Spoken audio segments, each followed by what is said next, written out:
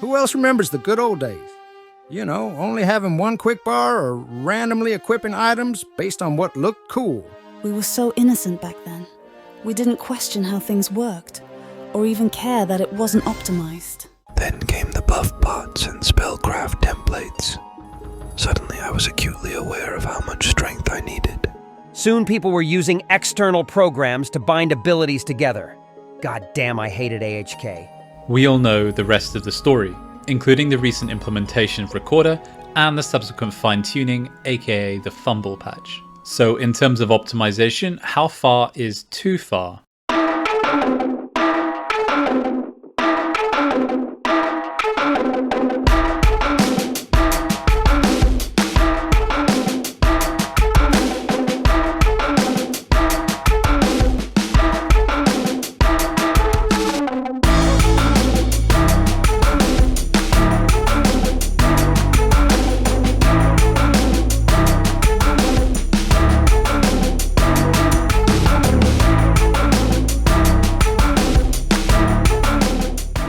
Now the first thing to say is that progression in this game is natural, and the second thing is that this game started development in the previous century and therefore left a lot of doors open for abuse.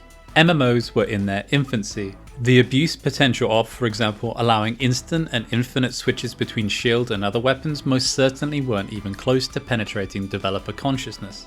Since then, players increasingly use macro software to overcome silly mechanics like paladin chants, but also optimize melee combat to counter the clunky style system. In February 2024, Eden released the Recorder feature because software like AHK gave a clear advantage yet is almost impossible to prevent. I'm sure the average Eden player doesn't want the launcher having the capability to detect what software your PC is running, and even then it would essentially be an arms race for those determined to circumvent it. So the best option was to even the playing field, which in hindsight was slightly naive. Let me explain why. We all know that players are different in their intentions, ability and knowledge. Giving the same tool to different people results in wildly different outcomes. When you attempt to even the playing field by bringing everyone up to the same level, ironically this will give some people the tools they need to take it to the next level. And this is exactly what happened. Whilst Bob was happy he could now bind 4 styles together, other players were engaged in a degenerate level of optimization, typically through combining /switch command and the Recorder feature. I don't use that word lightly, so let's take a look at what people were doing. Starting off with something basic, weapon swaps between swings for extra defense or bonuses. Let's assume a 2-second swing speed. I'd estimate the actual melee hit itself takes approximately 200 milliseconds, so we're talking upwards of 90% uptime on the bonus effect here. The classic perma shield out, giving shield classes 40% block while sacrificing no offensive capability, or how about switching to your 5% passive CL weapon melee resists.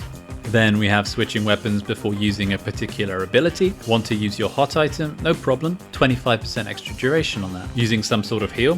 25% heal bonus, easy. DDs on Scald? Yeah, let's have Spell Pierce weapon and a focal myth. Using your debuffs on your champion? Yeah, 25% debuff bonus. And finally, possibly the worst I've seen, making a Recorder for every instant spell on Bard to swap between focal mytherian, then immediately back to Dex and power myth. So what's the result?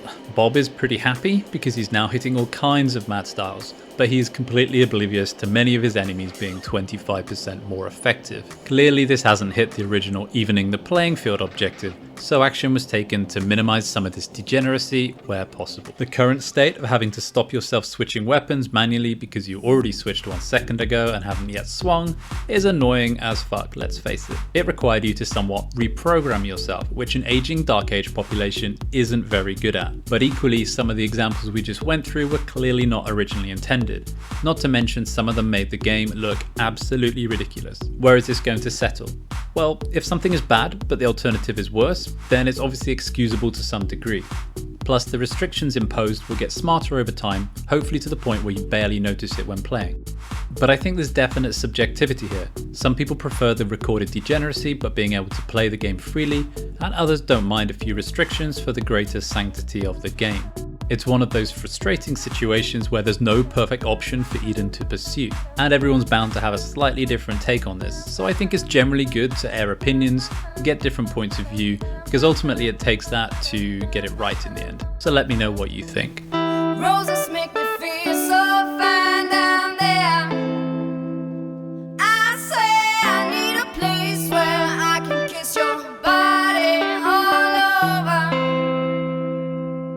Let's go for a